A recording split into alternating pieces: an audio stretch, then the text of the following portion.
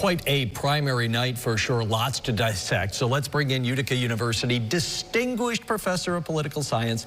He is Luke Perry. It is great to see you there, Luke. Been a minute, but man, we got some things to discuss, don't we?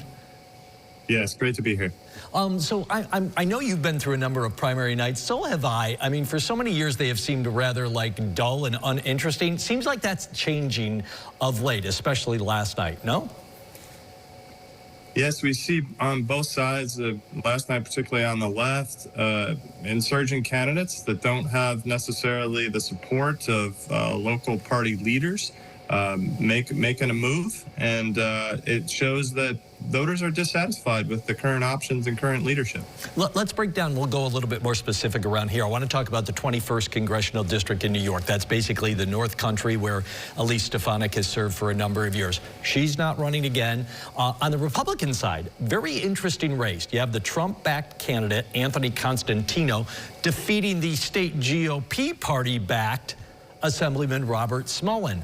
What do you take away from this result here? In that race, I take away that the Republican Party is Donald Trump's party, full stop. You know, this isn't the party of George H.W. Bush or Bob Dole, John McCain, all decorated military veterans and emblematic of the conservative party of an earlier era. Anthony Constantino had no political experience. He was pugnacious, outspoken, just like Trump, and got Trump's endorsement, which was certainly key in swinging the outcome in his favor. And in Smullen, like you mentioned there, vet, experienced politician, but it just couldn't carry the day. Yes, he's worked his way up from the local level to the state assembly, and he's got a distinguished military record. He got endorsements throughout the district, but if you have the President Trump's endorsement and it's a Republican primary, it's going to be hard to overcome that. And I think it also speaks to how in primaries you get more ideological voters. So on the right, these are the really diehard Trump supporters who will do what they want. I'm very curious then how you see the 21st shaping up in November with Constantino in that Trump endorsement against the Democrat, Blake Gendabine. Obviously an open seat, and both sides clearly want to grab that as they look for control of the House in Washington. How do you see the 21st now shaping up for November? Typically, open seat elections are the most competitive elections. We have 435 House seats. Only about 30 or 40 of those seats are going to be close when it's all said and done, and the vast majority of that subgroup are going to be open seats with no incumbent.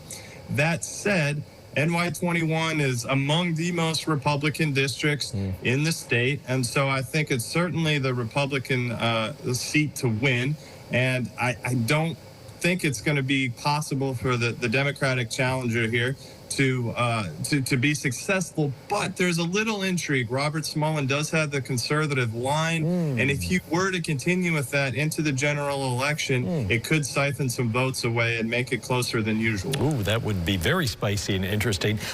Certainly can get one more in for sure. Go down to New York City. I mean, a lot of people were wondering just how influential the new mayor there, Zohran Mamdani's endorsements would be for congressional candidates in the Democratic primaries there. Sure seems like they carry a lot of weight when you see the results. You had a few of those Democratic socialists, a lot of people are using that label, them included, winning primaries. So what does that mean, though, I'm curious, come November? Will these candidates be good for the Democratic move, or will it work against them, again, with that narrow margin of trying to regain the House? I'm reminded of the mantra that all politics is local. So, you know, these House races are intricate depending on the circumstances on the ground. And so certainly we see New York City has moved to the left under the new mayor. That's followed suit now with 3 primaries that his preferred candidates were successful. These are overwhelmingly Democratic districts, so I think they're going to stay in Democratic control. But the one thing that crosses my mind, particularly in our region, is the upstate-downstate divide that we're so familiar with. I think that's being exacerbated because, you know, even despite the outcome in New York City, the other competitive House races throughout New York State are going to have Democrats that are much more centrist and much more moderate. So it really matters where you are, even within New York State. Luke, I always love chatting with you about this stuff. We could go on and on and on forever. We're out of time now, but let's catch up again soon. My pleasure. Thanks so much.